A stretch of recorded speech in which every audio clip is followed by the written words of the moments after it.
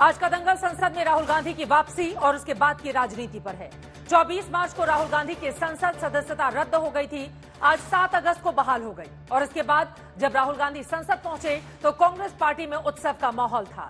कांग्रेस दफ्तर में ढोल नगाड़े बज रहे थे तो संसद भवन में कांग्रेस पार्टी समेत विपक्षी दलों के सांसदों के बीच मिठाइयां बांटी जा रही थी। राहुल गांधी की संसद में वापसी से विपक्षी खेमे का हौसला बढ़ा हुआ है, क्योंकि राहुल गांधी ऐन वक्त पर संसद में लौटे हैं जब कल अविश्वास प्रस्ताव पर चर्चा होनी है। खबर है कि राहुल गांधी दोपहर 12 बजे संसद में बोल सकते हैं। इधर राज्यसभा में इस वक्त दिल्ली सेवा बिल पर चर्चा हो रही है। ये दोनों ही मौके विपक्षी एकता और सरकार के मिशन के इम्तिहान के लिहाज से काफी ज्यादा महत्वपूर्ण हो जाते हैं, क्योंकि पहली बार 26 दलों के गठबंधन की ताकत के साथ राहुल गांधी संसद भवन में दिखेंगे। वहीं 2024 के चुनाव से पहले फिर एक बार मोदी सरकार के पास अविश्वास प्रस्ताव के दौरान अगले चुनाव का एजेंडा सेट करने का मौका हो सकता है। ऐसे में सवाल है कि क्या राहुल गांधी के संसद में वापसी से विपक्षी गठबंधन की एकता और मजबूत होगी? क्या अविश्वास प्रस्ताव के मौके का इस्तेमाल सरकार विपक्षी गठबंधन पर निशाना साधने के लिए कर लेगी? और राहुल गांधी के सदन में वापसी के बाद क्या 2024 के चुनाव में एक बार फिर से प्रधानमंत्री मोदी बनाम राहुल गांधी होने वाला है? ऐसे में तमाम सवालों पर आज के दंगल में बड़ी बहस करेंगे, लेकिन उसके पहले हमारी ये रिपोर्ट देखिए।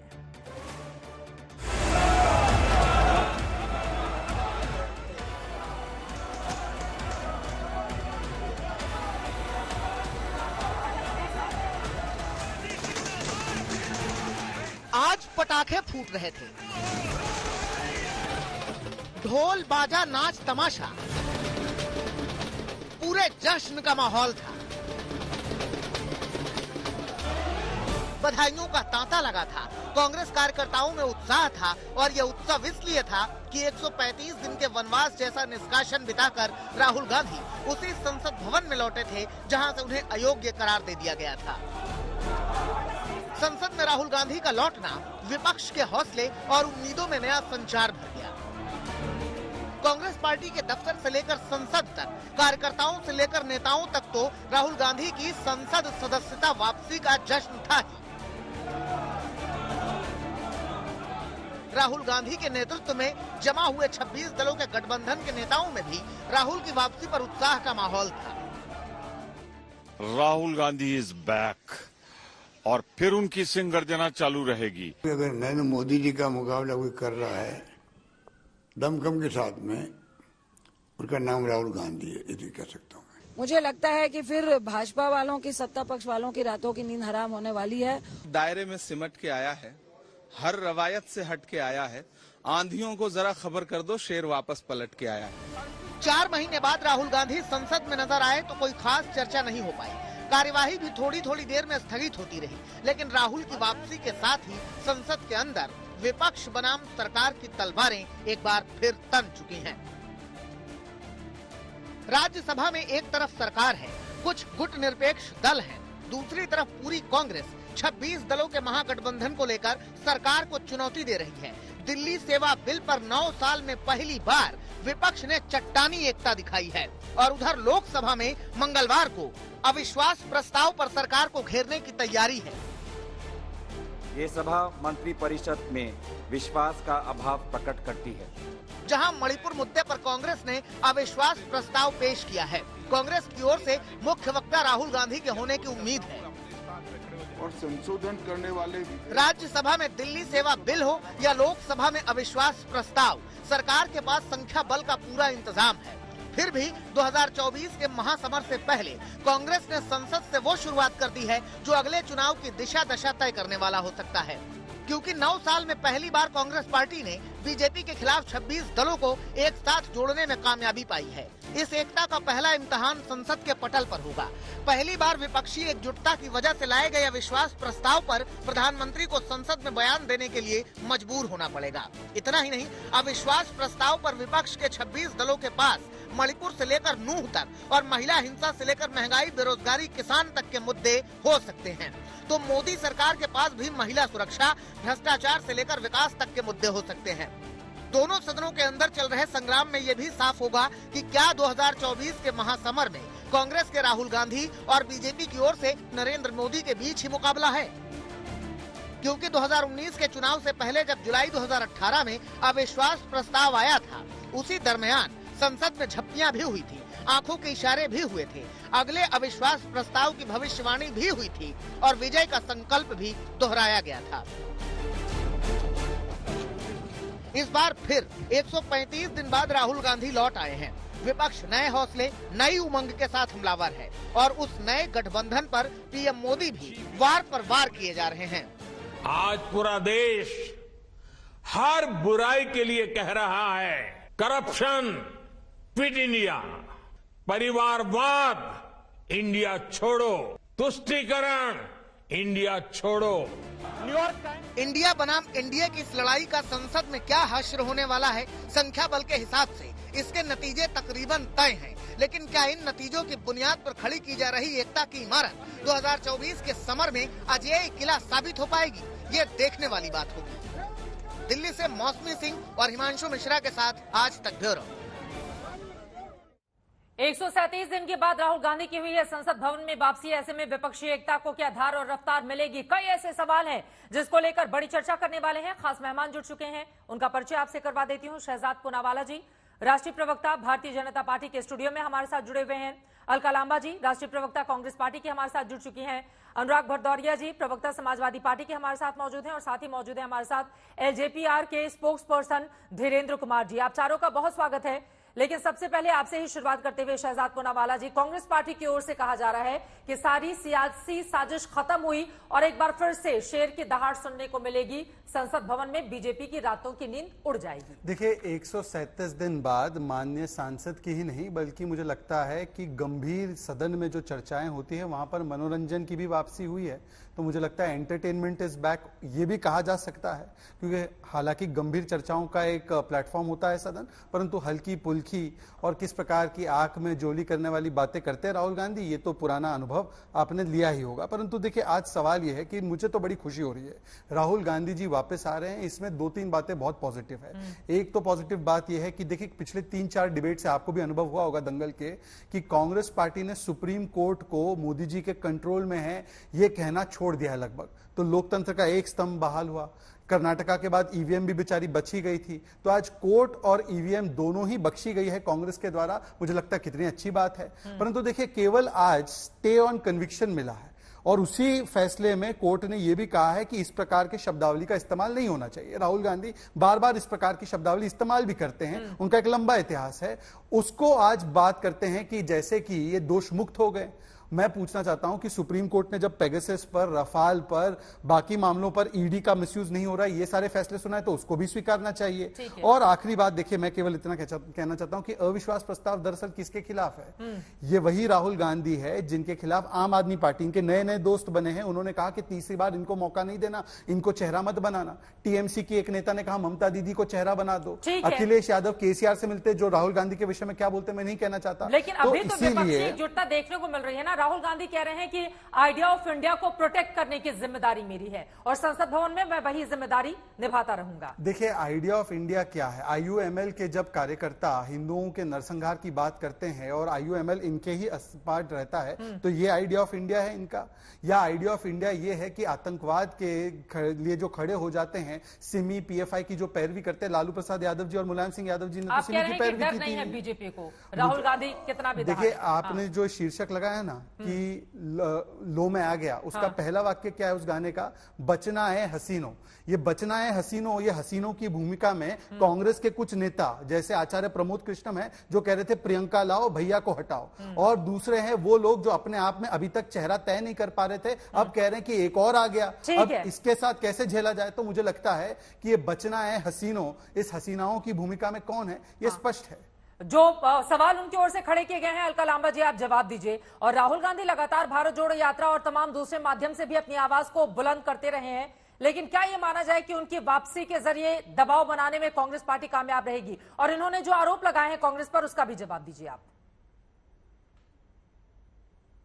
धन्यवाद।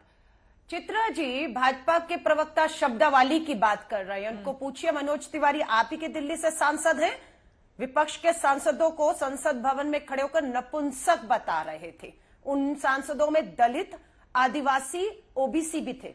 अपमान किया उन्होंने है, ये शब्द माफी इस्तेमाल मांगेंगे। नहीं किया, शब्दों नपुंसक की नहीं बात कहा। कर रहे हैं, मैं डंके की संसद चोट की पर कह रहा हूं, गंभीरता मनोज बता रहे तिवारी हैं, ने नपुंसक नहीं एंटरटेनमेंट कहा। की बात कर रहे हैं। इनसे कहिए प्रधानमंत्री जी नहीं, पहले अपने factually 4.5 correct कर साल के लें, कार्यकाल उन्होंने में नपुंसक नहीं कहा। मात्र आप factually बता 7 दीजिए। बार पार्लियामेंट में बोले हैं चित्रा जी, 7 बार। आप सुना दीजिए। हम सुन लेते हैं, ठीक है, बच्चों की मेरे पास इसकी जानकारी नहीं है। अब शहजाद नहीं, पूनावाला आप कह रहे हैं चित्रा जी मनोज ने तिवारी कही, ने मेरे ऐसा बीच कुछ में भी नहीं कहा बोले। है। ठीक है, बोलिए उन्होंने अपनी बात रखिए। नपुंसक कहा, नपुंसक नहीं कहा। ठीक है, ओके। चित्रा जी, बोलिए, आप अपने बोलिए। दर्शकों को बता दीजिए, आप अपने दर्शकों को बता दीजिए, मनोज तिवारी ने संसद में ये कहा नपुंसक शब्द यानी नहीं आप कहा है, आना पे- नहीं कहा है, नहीं कहा है। अभी तक मैंने नहीं नहीं बताया, कहा है, बोल सकती, नहीं उस कहा। पर नहीं अभी जाते इसका हुए फैसला राहुल कर दो, गांधी पहले पर। इसका फैसला हो और जाए। कल अम्मा जी राहुल गांधी पर रहते हैं, राहुल आपने गांधी नहीं पर। सुना। पहले आप इसका ही की फैसला नेता होना हैं, चाहिए। 33 दिनों के बाद संसद में वापसी हुई नहीं, नहीं, है, तो राहुल आप गांधी पर देखिए, रहते हैं, बाकी लोगों को छोड़ चित्रा देते हैं। जी शहजाद पूनेवाला बोल रहे थे, शहजाद पूनेवाला बोल रहे थे, मैं नहीं बोली। हाँ। मेरे बारे में पूरी बात हुई नहीं, दोनों आप बोल आपने पड़े और गलत बात बयानी कहाँ की है ले एक गए। सांसद के अब मेरी बारे बात में। को बोलने उन्होंने दीजिए, नहीं वरना चाहा। लोग एक बार उनकी प्रवक्ता बात हो बोलेंगे जाए, तो उसके मैं बाद आप बोलने नहीं बोलिएगा। दूंगी। ठीक है, ठीक है, चित्रा बोलिए जी, अलका जी, आपको नहीं देखना बोलेंगे, है, अब नहीं मैं उसे बोलेंगे, नहीं बोलने बोलिए, दूंगी। बोलिए, बोलिए। अब प्रधानमंत्री जी, धन्यवाद, धन्यवाद चित्रा जी। प्रधानमंत्री जी गंभीरता पर आ जाते हैं। मणिपुर जल रहा है, संसद चल रहा है, प्रधानमंत्री जी इतने गंभीर हैं कि संसद से चर्चा से भाग रहे हैं। प्रधानमंत्री जी 4.5 साल में मात्र 7 बार संसद में बोले, 5 बार मजबूरी में बोले, 5 बार राष्ट्रपति जी के भाषण के बाद, अभिभाषण के बाद प्रधानमंत्री को बोलना होता है, मजबूरी में बोले, और मात्र 2 बार अलग मुद्दों पर बोले। खामोश है, वो कितनी गंभीरता है वो आपको दिख रही है। बौखला गए हैं भाजपाई, लोकतंत्र की हत्या करने उतरे थे। आज सुप्रीम कोर्ट के आदेश ने लोकतंत्र को बचाया, सत्य और न्याय की जीत हुई है। वो राहुल गांधी जो अडानी की शेल कंपनियों में, फर्जी कंपनियों में 20,000 करोड़, मोदी जी किसका है? क्या रिश्ता कहलाता है आपका और अडानी का? ये सवाल खड़ा है, आज दोबारा पूछेंगे। मणिपुर गए श्री राहुल गांधी जी, जहां प्रधानमंत्री जी को जाना चाहिए था, दोबारा राहुल गांधी जी मणिपुर पर सवाल पूछेंगे। बिल्कुल पूछेंगे कि देश क्यों जल रहा है, क्यों बेरोजगारी, महंगाई, किसानों में वो गए, आजादपुर मंडी के सब्जी विक्रेताओं के पास वो गए, वो हर जगह गए, लेकिन प्रधानमंत्री जी अपने चुनावी दौरों में व्यस्त हैं। गंभीरता कितनी है इस संसद की, देश के प्रधानमंत्री को देश देख रहा है। चित्रा जी, बौखला गई है भाजपा, राहुल गांधी जी के बढ़ते कदमों को रोक नहीं पा रहे। इंडिया क्विट इंडिया, अरे कहना था भारत छोड़ो तो कहते बेरोजगारी भारत छोड़ो, महंगाई भारत छोड़ो, अराजकता हिंसा भारत छोड़ो, लेकिन प्रधानमंत्री जी इतना बौखला गए हैं। भ्रष्टाचार, भाई भतीजावाद, वंशवाद, तुष्टीकरण, प्रधानमंत्री ये भी बोल रहे हैं अंग्रेजों के अलका जी, गद्दारी की। हाँ, उन्होंने कहा भ्रष्टाचार, वंशवाद भारत छोड़ो। सूट करते हैं कि वो परिवारवाद और भ्रष्टाचार पे 10 सालों के बाद भी अपने कामों पर नहीं बोल रहे, क्योंकि कुछ किया ही नहीं है, ना महंगाई खत्म करने में, ना बेरोजगारी, ना अराजकता, ना हिंसा में। नाकाम और फेल साबित हुई है पिछले 9 सालों में भाजपा की सरकार। इसलिए आज मुद्दा आ जाता है परिवारवाद और भ्रष्टाचार। वही परिवारवाद भ्रष्टाचार का सबसे बड़ा उदाहरण अजीत पवार आपकी गोदी में बैठा है और महाराष्ट्र में उप मुख्यमंत्री की शपथ लेता है और आप उसका कंधा थपथपाते हुए देखे गए हैं। और लोगों को कहूंगी, मनोज तिवारी ने नपुंसक का इसका वीडियो आज तक का लाइव जा रहा है, इसके नीचे डालिए। ठीक है मैम, अभी मेरे पास नहीं है तो मैं मनोज तिवारी पर डिबेट नहीं कर सकती। अभी राहुल गांधी पर हो रहा है, राहुल गांधी पर हो रहा है, राहुल गांधी पर ही बात करते हैं। विपक्षी, लेकिन देख के तो लग रहा है कांग्रेस पार्टी के साथ ही साथ विपक्षी एकता में गजब का उत्साह और ऊर्जा है। देखिए, एक एक करके मैं जवाब देता हूँ। प्रधानमंत्री जी ने, ठीक है, प्रधानमंत्री जी ने क्या कहा? डायनेस्टी क्विट इंडिया, भ्रष्टाचार क्विट इंडिया। नंबर के झूठे। ठीक है अलका लांबा जी, उनकी बात हो जाए उसके बाद बोलिएगा प्लीज, प्लीज। ठीक है अलका जी प्लीज, ठीक है, अपनी अपनी बारी में बोलेंगे। एक बार मैं जवाब ले लेती हूँ, उसके बाद बाकी 2 लोग भी इंतजार कर रहे हैं। अलका जी प्लीज। शहजाद देखिए, इनसे पूछिएगा नरेंद्र मोदी जी के लिए, अमित शाह जी के लिए अल्पसंख्यकों पर हमला करने पर कितने बयान है शहजाद पूनेवाला के? लोगों को कहूंगी डालिए, बोलने दीजिए अलका जी प्लीज। ऐसे तो डिबेट नहीं हो पाएगी ना, जैसे ही वो बोलना शुरू करेंगे अगर आप तुरंत रिप्लाई करने लगेंगे तो ठीक नहीं है, फिर मैं आपको ऑडियो डाउन कराऊंगी, आप नाराज होंगे। अलका लांबा जी प्लीज, ये तरीका जबान बंद हो गई। Alka ji please, Alka ji please, Alka ji please. देखिए, प्रधानमंत्री जी ने कहा, उन्होंने बिगाड़ा था, बात वो कर रहे थे, मैं एक बार नहीं बोली, मैं बोली तो आप दोनों बोले। प्रधानमंत्री जी ने कहा, मैं बोलूं चित्रा जी, आप बताइए कितनी बार आपको मुझसे ये करवाना है, आप बता दीजिए, मेरे पास पेशेंस बड़ा है। अपनी बात रखें, देखिए वो लगातार बोलेंगे, उनका ऑडियो डाउन हो जाएगा। हाँ, देखिए ऐसा है, प्रधानमंत्री जी ने डायनेस्टी क्विट इंडिया, भ्रष्टाचार क्विट इंडिया, तुष्टीकरण क्विट इंडिया बोला, किसी का नाम नहीं लिया, पर इन लोगों ने सही समझ लिया कि किस पर ये लागू होता है, इसलिए इस पर रिएक्शन दे रहे हैं। वरना ये भी तो साथ में मिलकर कहते हैं, हाँ प्रधानमंत्री जी डायनेस्टी क्विट इंडिया होना चाहिए, भ्रष्टाचार क्विट इंडिया होना चाहिए। तो कौन ये डीबीटी को रिप्रेजेंट करता है और कौन सा डीबीटी प्रधानमंत्री ने दिया है जिससे कि 30 लाख करोड़ जनता के अकाउंट में पहुंचते हैं और कोई 85% उसमें से खूनी पंजा, लुटेरा पंजा खाता नहीं है। तो ये दोनों डीबीटी का अंतर है। दूसरी बात इन्होंने कहा मणिपुर पर चर्चा। आप बताइए अलका लांबा जी कि मणिपुर पर इतनी गंभीर चर्चा करनी थी, प्रधानमंत्री के बिना आपको कोई पार्लियामेंट में काम नहीं चलने देना था, तो दिल्ली सर्विसेज बिल पर चर्चा क्यों नहीं दिया आपने?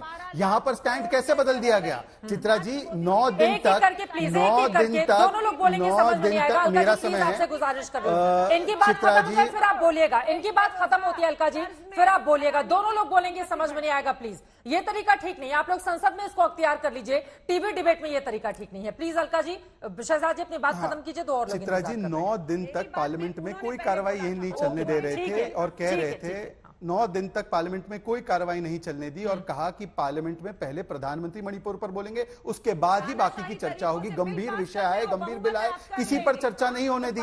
परंतु दिल्ली सर्विसेज के विषय में क्यों आपने स्टैंड बदला? मतलब कि ना आपका मुद्दा मणिपुर है, ना देश की जनता के मुद्दे हैं, केवल मोदी को घेरने के लिए ये पूरा का पूरा इस्तेमाल किया जा रहा था। तीसरी बात, अविश्वास प्रस्ताव पर अब मजबूर कर दिया ना बोलने के लिए। अविश्वास प्रस्ताव आ रहा है जब, तो बाकी मुद्दों पर क्यों चर्चा नहीं होने दे रहे हैं? जैसे दिल्ली सर्विसेज बिल पर, ताकि आम आदमी पार्टी भागकर चली ना जाए, तो जैसे चुप। हाँ तो बिल्कुल, तो बाकी मुद्दे जो परसों के दिन पर डिफेंस के बिल आए तो उस पर चर्चा क्यों नहीं होने दी? इससे पहले जो महत्वपूर्ण बिल विधेयक आए उस पर चर्चा क्यों नहीं होने दी? और अलका जी देखिए, ऐसा है, आप मुझे पूरे शो खत्म होने से पहले मनोज तिवारी का नपुंसक बोलने वाला पार्लियामेंट के भीतर का वीडियो दिखा दीजिए। परंतु आप आम आदमी पार्टी जब गई थी तो कांग्रेस के विषय में क्या क्या बोलती थी, और जब कांग्रेस वापस आ गई तब आपने आम आदमी पार्टी के विषय में क्या बोला है, मुझे उसमें नहीं जाना है। आपकी विश्वसनीयता और राहुल गांधी की विश्वसनीयता दोनों ही गड्ढे के गर्द में जाने के लिए जो है स्पर्धा में लगी हुई है। तो मुझे आपकी विश्वसनीयता और राहुल गांधी की विश्वसनीयता पर कुछ नहीं बोलना है। परंतु मैं केवल एक सवाल मैं पूछना चाहता हूं। देखिए, मैं तो कह रहा हूं ना, महंगाई पर चर्चा आकर कर लीजिए कि 10% से ज्यादा इन्फ्लेशन किसके जमाने पर था, और आज 4.25% इन्फ्लेशन है। बेरोजगारी 20% से ऊपर राजस्थान में है, बगल के गुजरात में 2.5% बेरोजगारी दर है। आइए ना चर्चा कीजिए पार्लियामेंट में। पार्लियामेंट में चर्चा के नाम पर कौन हुलिगनिज्म कर रहा है, कौन पार्लियामेंट को हाईजैक कर रहा है, ये पूरे देश ने देखा है। और दिल्ली सर्विसेज बिल पर चर्चा करनी है। अभी चर्चा तो हो रही है ना, और बार बार विपक्षी दलों की ओर से कहा जा रहा है इससे पहले क्यों नहीं हुई? धोखा किया है, इससे पहले क्यों नहीं हुई चर्चा? वो कह रही राजनीतिक धोखा कर दिया है भारतीय जनता पार्टी ने किसके साथ? सदन के भीतर। अभी राघव चड्ढा की ओर से बयान आया है दिल्ली सेवा बिल पर। ऐसा है कि राजनीतिक धोखा यदि हमने किया है तो अजय माकन जिन्होंने समर्थन किया है इस ऑर्डिनेंस का, या संदीप दीक्षित जो आज भी समर्थन कर रहे हैं, तो क्या वो हमारे साथ इस धोखे में शामिल है? ठीक है, सुप्रीम कोर्ट और संविधान का जवाब दे दीजिए। आप अपने नेताओं को अभी तक नहीं समझा पाई है इस पूरे मामले में, अलका लांबा जी। चित्रा जी, ऑर्डिनेंस पे संसद से बाहर आपका और मेरा क्या कहना मायने नहीं रखता। मायने रखता है कि संसद 26 इंडिया के तहत राजनीतिक दल जो संसद में है, जो चर्चा में हिस्सा लेंगे, वोट लेंगे, वो क्या सोचते हैं। वो बिल्कुल इंडिया और कांग्रेस सहित मानना है कि दिल्ली के ऊपर ये जो सेवा बिल पर आज चर्चा कर रहे हैं वो असंवैधानिक है, गैर कानूनी है। सुप्रीम कोर्ट ने भी ये कहते हुए, फटकार लगाते हुए इनके फैसले को पलटा था कि ये आप चुनी हुई सरकार के लोगों के अधिकारों को छीन रहे हैं। चाहे राहुल गांधी जी की सदस्यता व्यक्ति का मामला नहीं, वायनाड के लाखों करोड़ों लोगों के अधिकारों का हनन था। इसी तरह दिल्ली की चुनी हुई सरकारों के अधिकारों को अध्यादेश के मामले से लाकर छीनना लोकतंत्र की हत्या है। आज मात्र बहुमत के दम पर तानाशाही में ये हर चीज को कुचलना चाहते हैं। ये लोकतंत्र में चर्चा नहीं चाहते, वरना मणिपुर पर शर्म आनी चाहिए। 6 घंटे की चर्चा हो रही है, चल रहा है प्रधानमंत्री दिल्ली सेवा बिल पर 6 घंटे की चर्चा हो रही है, उसकी शुरुआत हो गई है। एक एक करके दोनों ही पक्षों के लोग, अभिषेक मनु सिंघवी ने शुरुआत की, फिर उसके बाद सुधांशु त्रिवेदी, राघव चड्ढा सब लोग बोल रहे हैं। बिल की ही बात कर रही हूँ, बिल की ही बात कर रही हूँ। हाँ, करा ले जाएंगे। ठीक है, अब मैं अनुराग भदौरे जी सीधे आपके पास आते हुए। अनुराग भदौरे जी, प्रधानमंत्री मोदी की ओर से कहा गया है कि विपक्षी दलों का एक धड़ा जो है पुराने ढर्रे पर ही चलने को विवश है। वह न खुद काम करेगा न दूसरों को काम करने देगा, और सीधा निशाना आप लोगों पर है अनुराग भदौरिया जी कि सरकार जब तेज गति से काम कर रही है तो हर चीज में आकर वहां पर नुक्स निकालना और उसके काम में रोड़ा अटकाना आप लोगों की आदत बन गई है। हाँ बिल्कुल, वो भारतीय जनता पार्टी के बारे में सबसे अच्छा समझते हैं, लेकिन आपने लाइन बहुत अच्छी ली है कि लो में आ गया, तो उसके आगे भी बोल दो, बचना हो भाजपा, इंडिया आ गया। अब बच के रहना, क्योंकि आपको तो जाना तय है, देश की सर्वोच्च अदालत ने न्याय दिया है। अब देश की जनता 2024 में इंडिया को जिता के न्याय दिलाएगी। क्योंकि इंडिया मतलब क्या होता है? महंगाई पे जीत, इंडिया मतलब बेरोजगारी पे जीत, इंडिया मतलब महिलाओं के अपमान पे जीत, किसान की खुशहाली की जीत, युवाओं की उन्नति की जीत और नफरत की हार। यह है इंडिया का मतलब, जो शायद भारतीय जनता पार्टी वाले नहीं समझ पाते। उनको तो नफरत ज्यादा समझ में आती है। अभी देखिए डिबेट में सब लोग अच्छी बातें कर रहे थे, बीजेपी को खूनी याद आ गया, खूनी पंजा, पता खून उनको याद आता है, मतलब अच्छी बात नहीं कर सकते। अरे प्यार मोहब्बत की भी बात कर लेते, अच्छी बातें किसी जनता की भी बात कर लेते। भाई आज सर्वोच्च न्यायालय ने तो फैसला दिया है कहीं से, और जब सर्वोच्च न्यायालय फैसला दे रहा है तो मुझे पूरा विश्वास है कि जो और भी सदस्य हैं, जो इनके भारतीय जनता पार्टी के एक सांसद हैं, अभी तक उनकी सदस्यता इन्होंने ली है कठेरिया जी की, जो इटावा से जीते हैं। हमारे यहाँ तो आपके बीच में नहीं बोला, स्टूडियो बैठ के दूसरे के बीच में पटार पटार पटर पटर बोलने से ज्ञान नहीं है, तो बीच में बोलना पड़ता है। अभी पूछ लूंगा तो जवाब नहीं आएगा, ज्ञान नहीं होता है तो आदमी बीच में बोलता है। आपकी जानकारी अधूरी है, स्टे ऑर्डर आ गया है उस पर, जो बस उनको सजा सुनाई गई थी उस पर अभी रोक लगा दी गई है निचली अदालत की ओर से। बस अपडेट कर रही हूं। सुन लीजिए मेरी बात। हाँ बिल्कुल, अब मैं आगे की बात कर लूं। लेकिन आप इतना वक्त देते हैं ना उनको। यहाँ तो सुबह यहाँ पे सुबह फैसला होता है, शाम तक सदस्यता चली जाती है। सुबह अगर फैसला होगा तो शाम होते होते सदस्यता खत्म हो जाती है। क्या आदरणीय आजम खान साहब के साथ नहीं हुआ? आपने कितने घंटे में सदस्यता खत्म कर दी? राहुल गांधी नेतृत्व करेंगे क्या 26 विपक्षी दलों का? ये बताइए, सीधा सवाल अनुराग भदौरिया जी। राहुल गांधी के नेतृत्व में अब अखिलेश यादव, बाकी जितनी पार्टियां हैं वो अब काम करने को तैयार हैं पूरी तरीके से। टू द पॉइंट अनुराग भदौरिया जी। देखिए एक चीज आप मान के चलिए कि देखो, भारतीय जनता पार्टी को तो लोकतंत्र पे विश्वास नहीं है। हम देश के लोकतंत्र में और पार्टियों की लोकतंत्र में विश्वास रखते हैं। हमारी अलका जी की पार्टी अलग है, हमारे वैचारिक मतभेद हो सकते हैं, मनभेद नहीं है। जब सब मिलके यहाँ पे सारे नेता एक साथ, मतलब इंडिया, जब इंडिया चुनाव लड़ेगी, उनके लोकसभा के सदस्य जीत के आएंगे, वो लोकतांत्रिक तरीके से अपना नेता चुन लेंगे। यहाँ तो कई नेता हैं, इनके पास तो नेता ही एक है। दूसरा नेता का नाम ले लेंगे तो हो सकता हो बत्ती गोल हो जाए। दूसरा नेता का तो नाम तक नहीं ले पाते। हम तो कई नेता के नाम ले सकते हैं। मोदी जी के सामने कौन होगा? देश जानना चाहेगा ना अनुराग भदौरिया जी। ये कई नेता खड़े कर देंगे तो उससे तो ऐसा ना हो कंफ्यूजन पैदा हो जाए। आपको बताना पड़ेगा ना कि नरेंद्र मोदी से मुकाबले में ये हमारा चेहरा है जो आगे रहेगा और उसके पीछे तमाम पार्टियां रहेंगी। वो कौन होगा? राहुल गांधी होंगे? कोई कंफ्यूजन नहीं है। जनता बहुत अच्छी तरह से जानती है कि इस बार देश के अंदर में चुनाव महंगाई पे होने जा रहा है, बेरोजगारी पे होने जा रहा है। इस महंगाई को आप जानते हैं, टमाटर, शायद बीजेपी के प्रवक्ता तो उसको पहचान भी नहीं पाते। अगर उनसे दाम पूछ लेंगे तो अभी उनकी देखो हवाइयां उड़ जाएंगी। और मैं चैलेंज करता हूं, चित्रा जी इसके दाम बता दें आज क्या भाव बिक रहा है, तो जो कहिए मैं हार जाऊंगा। ये दाम तक बताने में भी हड़बड़ा जाएंगे। देखिए जीव लड़खाने लगेगी, परेशान हो जाएंगे, लगता है मैंने क्या दिखा दिया। ये टमाटर है। अब ये मत कहना कि हमारे बीजेपी के यहाँ टमाटर नहीं बनता। कई मंत्री आपके बोलते हैं प्याज महंगा था तो हम प्याज नहीं खाते। अभी मत बोलना कि टमाटर नहीं खाते, लेकिन दाम बता दो क्या टमाटर का, कितना है टमाटर का? क्या दाम है इसका? टमाटर सवाल पूछा, मैं जवाब। चित्रा जी टमाटर का दाम पूछ जवाब ले क्या भाव टमाटर? जवाब मत दो, खाली टमाटर का भाव बता दो, मैं टमाटर रख लूंगा। सवाल जवाब बंद हो जाएगा। क्या भाव है? बोलने तो दे उनको। नहीं, टमाटर का भाव तो बताना पड़ेगा चित्रा जी, ये जनता की बात है। वो तो राजनीतिक बात कर रहे थे कि वो तो विपक्ष में ताका झाकी कर रहे हैं कि केजरीवाल क्या बोलते हैं, कि समाजवादी पार्टी क्या बोल रही है, टीएमसी क्या बोल रही है, कांग्रेस क्या बोल रही है, उसकी बहुत चिंता है। बस जनता से संबंधित ये है, क्योंकि जनता रोज इसको खरीदती है बाजार में जाकर। जनता की जब पैसा देती है तो उसका लगता है उसका कलेजा निकल के बाहर जा रहा है। जब 200 रुपए से ज्यादा टमाटर होता है, वो बता दें क्या भाव टमाटर। ठीक है अनुराग जी, हो गई, पूछ लेती हूँ। लाल टमाटर आंखें दिखा रहे हैं, टमाटर का भाव पता चला दीजिए। अब मैं जवाब देता हूँ, बशर्ते कि अपनी अपनी बारी में लोग बोले। देखिए उन्होंने मुझे पूछा, अरे मान्यवर आपके लिए तो मुफ्त है, जनता ने 2014, 17, 19, 22, 23 में टमाटर और अंडे ही थमाए आपके हाथ में, मुफ्त आपके हाथ में मुफ्त थमाया। अनुराग जी आपको तो व्यक्तिगत रूप से लखनऊ म्युनिसिपल कॉर्पोरेशन में टमाटर और अंडों से ही आपका स्वागत किया गया। तो मुझे लगता है कि आपके लिए तो सारी चीजें मुफ्त है। हाँ, बस ये बात सही नहीं है आपके कहने की कि देखिए आजम खान की सदस्यता पर आप आ गए। आजम खान की सदस्यता जब गई तो उसके सजा पर अभी तक रोक भी नहीं लगी है, और कांग्रेस वालों ने एक दिन भी ना आजम खान के लिए ना लालू प्रसाद यादव जी के लिए उस प्रकार से आवाज उठाई जिस प्रकार से राहुल गांधी के लिए आपने उठाई। इसीलिए तो मुझे आपकी स्थिति देखते हुए ना एक शायरी याद आती है कि बोझ उठाने का शौक नहीं है, मजबूरी का सौदा होता है। रेलवे स्टेशन पर रुकते रुकते आदमी कूली बन जाता है। ये कूली बन चुके हैं राहुल गांधी के मजबूरी में।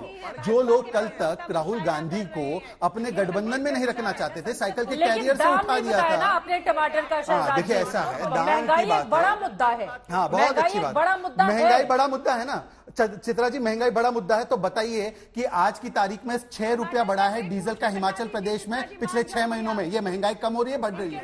राजस्थान में सबसे ज्यादा वैट डीजल और पेट्रोल पर रखता है। ये महंगाई बढ़ रही है, कम हो रही है? 108 रुपया लीटर है पेट्रोल का राजस्थान में, बगल में गुजरात है 96 रुपए। एक सेकंड मेरी बात सुन लीजिए, एक सेकंड मेरी बात सुन लीजिए। सबसे हाईएस्ट, एक सेकंड, अब बीच में क्यों रोक रही है? महंगाई की बात है ना, महंगाई की बात सुनिए ना।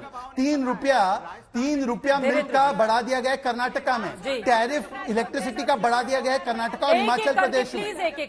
कर्नाटका में जहां पर इन्होंने कहा था मुफ्त बिजली देंगे, वहां पर बिजली के दाम बढ़ा दिए। अब मुझे बताइए ये कैसी महंगाई है कि राजस्थान की जनता को नहीं चुभती, कर्नाटका की जनता को नहीं चुभती? इसके बारे में तो कभी ये लोग नहीं बोलते। वही राजस्थान और कर्नाटका का आप जिक्र कर रहे हैं, उसने विधानसभा में इनको वोट दिया, लोकसभा में आपको वोट दिया, लेकिन उसको महंगाई से तो राहत नहीं मिल रही है ना, महंगाई से राहत नहीं मिल रही है। ठीक है, तो इसके लिए पूछिए ना, 6 रुपए डीजल का बढ़ाना ये महंगाई को कम करने के लिए किया है? पूछिए एक बार सवाल। अब आपसे पूछा जाता है तो महंगाई का ठीकरा उनके ऊपर फोड़ते हैं, क्योंकि मैंने आपको जवाब भी दिया, वो आपके ऊपर फोड़ते हैं। लेकिन 230 रुपए किलो अगर टमाटर मिलेगा तो आम आदमी की जेब से पैसे जा रहे हैं ना। 10 सेकंड दे दीजिए इस पर जवाब देने के लिए। महंगाई की दर आज सबसे कम हुई है 2 वैश्विक चुनौतियों के बावजूद, जो 10% के ऊपर रहती थी। परंतु जो महंगाई चिल्लाते हैं वो अपने राज्य में डीजल पर वैट बढ़ाते हैं। तो उनसे एक बार तो पूछे कि वैट क्यों बढ़ाया उन्होंने डीजल का? 6 रुपए से क्यों बढ़ाया? बताइए एक बार तो जवाब दें। जी वो पूछ रहे हैं कि वैट क्यों बढ़ा दिया डीजल पर? का भाव बताते हुए उन्हें शर्म आ रही है। ठीक है, अब मैं धीरेन्द्र जी को लेकर आना चाहूंगी। बहुत देर हो गई, 23 मिनट से एक भी टिप्पणी उनकी नहीं हो पाई है। धीरेन्द्र जी, अब तो विपक्षी एकदम बिल्कुल राहुल गांधी के नेतृत्व में जोश उनका हाई दिख रहा है, तो मुश्किलें बढ़ेंगी अब आप लोगों की संसद के भीतर। अविश्वास प्रस्ताव पर कल 12 बजे बोलेंगे भी राहुल गांधी। चित्रा जी, क्या मुश्किल बढ़ना है? लो मैं आ गया, ये पहली बार आ रहे हैं क्या संसद में? 137 दिनों इनको के बाद जानता तो है आ रहे हैं ना। और आने के तरीके देखिए ना, कोई भी आदमी अगर सजा मुक्त होता है तो सबसे पहले भगवान के मंदिर में जाता है। ये भी गए थे अपने भगवान के मंदिर में, आदरणीय लालू प्रसाद जी के पास, और नैवेद्यम के रूप में मटन खाए। वहां पर चंपारण जाना जाता था हिंसा के लिए, वहां पे हिंसा की पूजा किया है उन्होंने। क्या पिएगा, किससे क्या आने और न जाने से ये लोग जितना भी हल्ला कर रहे हैं तो यूनिटी ऑफ करप्शन वाले लोग हैं ना। बोल लेने देते हैं, धीरेन्द्र जी को बोल लेने देते हैं। ठीक है, बोलिए बोलिए बोलिए। यूनिटी ऑफ मैंने टोक दिया है अनुराग जी, मैंने टोक दिया है, सुन लेते हैं। मैंने टोक दिया उनको, प्लीज अब सुनते हैं। यूनिटी ऑफ करप्शन वाले लोग हैं, इकट्ठा होने से भी कोई फर्क नहीं पड़ता। यूनिटी ऑफ करप्शन का परसेप्शन जो है इंडिया में वो बना हुआ है, लोग इनको जान रहे हैं भली भांति से। तो ये कब आते हैं कब जाते हैं वो भी कोर्ट के द्वारा, न एनडीए के कोई लोग और न भारतीय जनता पार्टी ने किया है। ये अपने कर्मों और कुकर्मों से सजा पाते हैं और सजा मुक्त होते हैं, लोग देखते रहते हैं। अब ये लोग जो भी कर ले, राहुल गांधी जी के नेतृत्व को स्वीकार करना, ये जो लाया है इन्होंने अविश्वास प्रस्ताव, ये कांग्रेस पार्टी का हिडन एजेंडा बात हो जाए उसके बाद आप बोलिएगा प्लीज। एक बार उनकी पूरी बात हो जाए, अलका जी एक बार उनकी पूरी बात हो जाए प्लीज, आप बोलिएगा उसके बाद धीरेन्द्र जी। शब्दों के चयन चित्रा जी, ठीक है, ओके। कांग्रेस पार्टी की हिडन एजेंडा ये है, चयन सही रखेंगे शब्दों का। ठीक है, ओके, बोलिए। किसी तरह से लीड हमको मिले, क्योंकि यहाँ पे प्रधानमंत्री के 10-12 कैंडिडेट है, तो ये लाएंगे। लास्ट में राहुल जी बोलेंगे, बोलने का इन लोगों को मौका मिलेगा और इसमें एक लीड लेके प्रधानमंत्री के कैंडिडेट ही सही कम से कम लोग मान तो ले, क्योंकि 9 साल से प्रधानमंत्री तो देश ने माना नहीं इनको कैंडिडेट के रूप में। तो अब सदन के अंदर में सदन के नेता के रूप में लास्ट में विरोधी दल के रूप में ये बोलेंगे, इतनी ही इनकी इच्छा रह गई है। और बाकी राहुल गांधी जी ये कांग्रेस के सुल्तान जो है ना, इनसे कुछ भी होना जाना नहीं है। ये जितना भी व्यवधान सुल्तान पैदा कर ले, देशवासी सावधान है और इनको न पहले कभी मौका दिया है न आगे मौका देना है। देश मजबूती से आगे बढ़ रहा है और ये टमाटर चिल्लाने वाले जो प्रवक्ता है ना जी, महंगाई है मैं मानता हूँ, टमाटर कौन करेगा अगर मान रहे हैं आपकी महंगाई है तो? जी मेरा जवाब ले लीजिए। कम करने का प्रयास भी हो रहा है, टमाटर महंगा भी है, आम लोगों को खरीदना भी पड़ रहा है, लेकिन क्या मोदी जी को और बाकी अन्य नेताओं को आम जो सस्ता रहा इस बार उसका क्रेडिट देना चाहेंगे क्या ये टमाटर वाले प्रवक्ता? चित्रा जी जरा इनसे पूछ के बताइए। आम इस बार पिछले 9 साल में सबसे सस्ते दामों पर रहा है। एक नया ही मतलब आप एजेंडा लेकर आए गए कि आम सस्ता है तो सरकार को श्रेय दे दें, टमाटर महंगा है तो फिर टमाटर की जगह नया ही आ गया वीरेंद्र जी। नहीं चित्रा जी, मैं जानना चाहता हूं कि ठीक है टमाटर महंगा है, उसको नियंत्रण करने के लिए राज्य सरकार और केंद्र सरकार दोनों को मिलकर करना चाहिए, और लेकिन आम पूरे देश में सस्ता रहा, इसका क्रेडिट क्या मोदी जी को मिलना चाहिए? जिस पर इन लोगों ने कहा था कि मोदी जी से पूछा जाता है कि आम पूछ के खाते हैं। उनको बोलने दीजिए अनुराग जी प्लीज।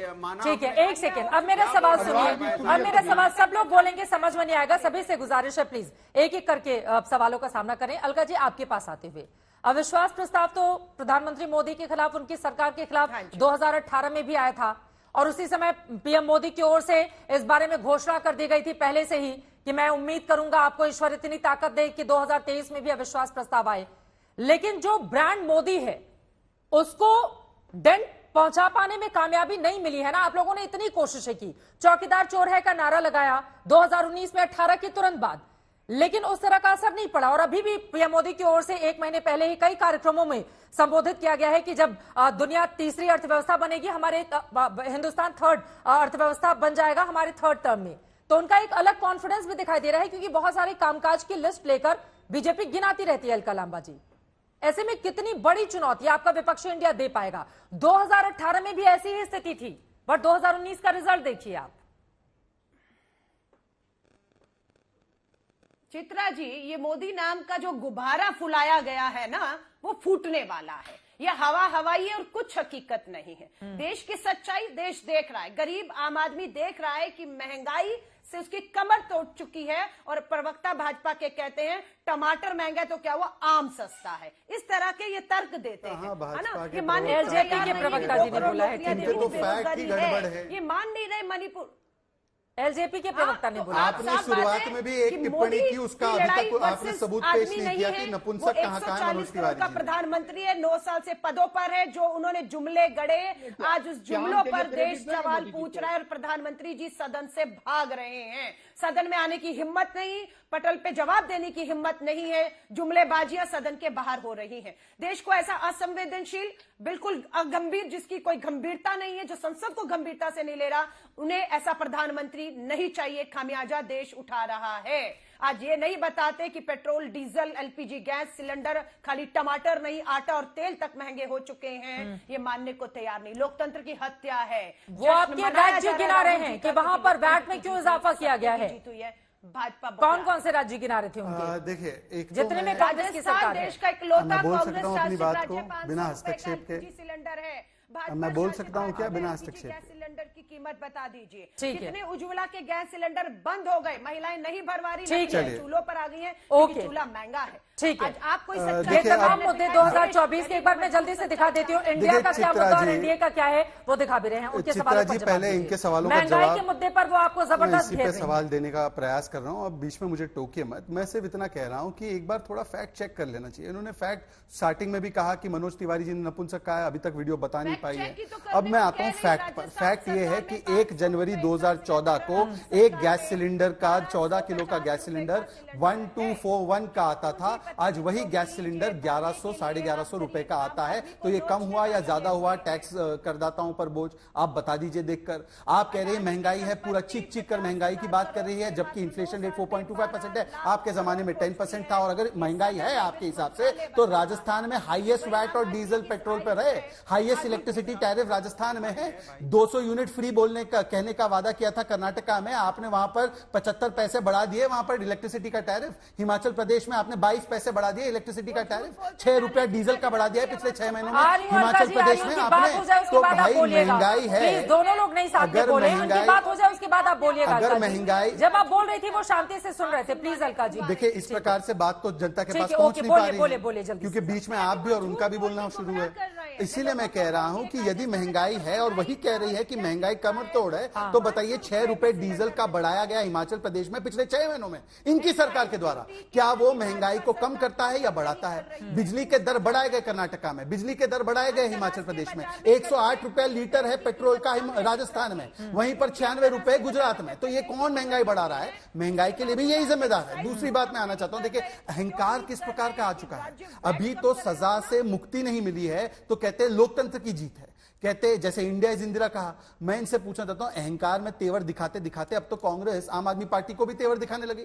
सीधा दिनेश गुंडूराव ने क्या कहा, मोहल्ला क्लिनिक जिसको ये वर्ल्ड क्लास मॉडल बताते हैं, बोलने लगे कि ये तो ओवरहाइप्ड मॉडल है। और यही अहंकार आज अलकाजी में भी प्रतीत हो रहा है कि बस अब कुछ नहीं बचा है, हम तो जीतने ही वाले हैं। यही चीज उन्होंने 2018 में भी कही थी, परंतु देश की जनता जानती है कि अनुभव, परफॉर्मेंस और ट्रैक रिकॉर्ड किसका है। अरे बताइए ना, कितने दिनों का अनुभव है राहुल गांधी? इनकी बात तो पूरी हो जाए, जल्दी से 2 लाइन में अपनी बात को अनुभव के, अगर आप अनुभव देखिए, राहुल गांधी के पास सरकार चलाने का एक भी दिन का अनुभव है?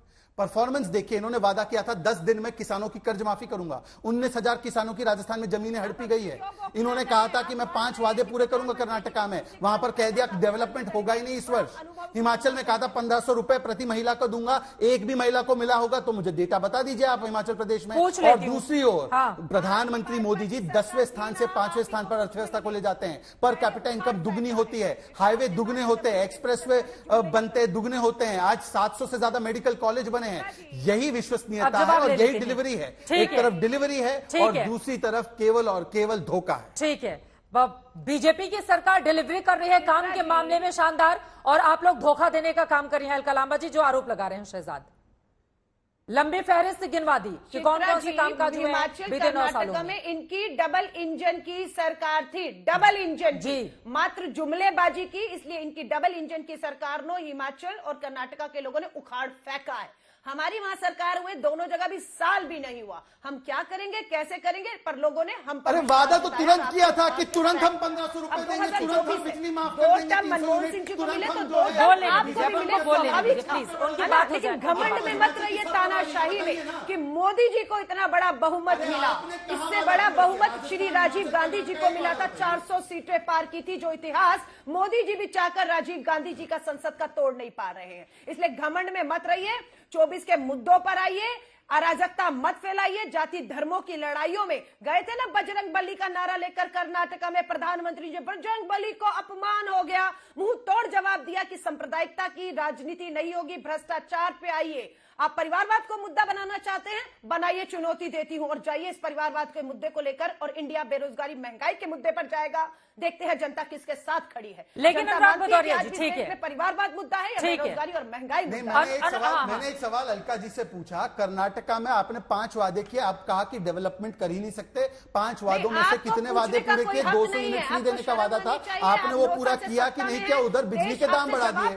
आपने राजस्थान में किसानों की कर्ज माफी का कहा था, अब 4.5 साल होने आए, किसानों के कितने कर्ज माफ हुए? 19,000 किसानों की जमीनें छीनी गई।